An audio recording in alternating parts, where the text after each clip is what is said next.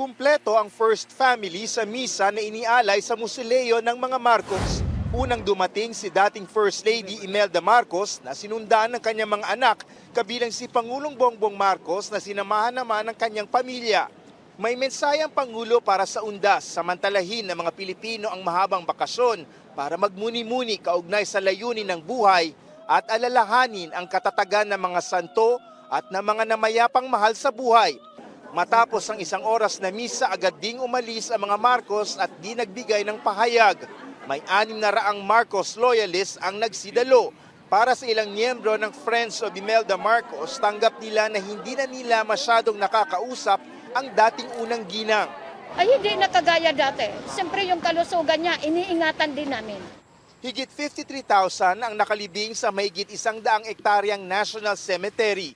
Karamihan ay mga nagsilbi sa Armed Forces at sa dating Philippine Constabulary. Naroon din ang mga veterano ng iba't ibang giyera at mga prominenteng personalidad. Kumpara nung mga nakaraang taon, mas kaunti raw ang dumalaw ngayon. May factor yung long weekend kasi and the election.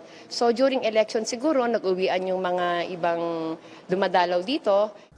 Ayon sa PNP, naging matiwasay ang undas dahil nakatulong daw ang mga paghahanda para sa halalan noong Lunes.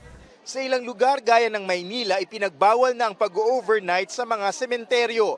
Nababawasan daw ang gulo at hindi nasasagad ang puwersa ng gobyerno, bagay na sana raw tularan din ng ibang lokal na pamalaan.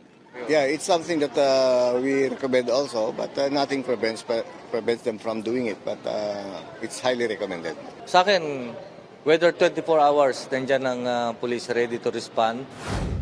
Posibleng manatiling nakaalerto ang mga otoridad para sa undas hanggang weekend. David Santos, CNN Philippines.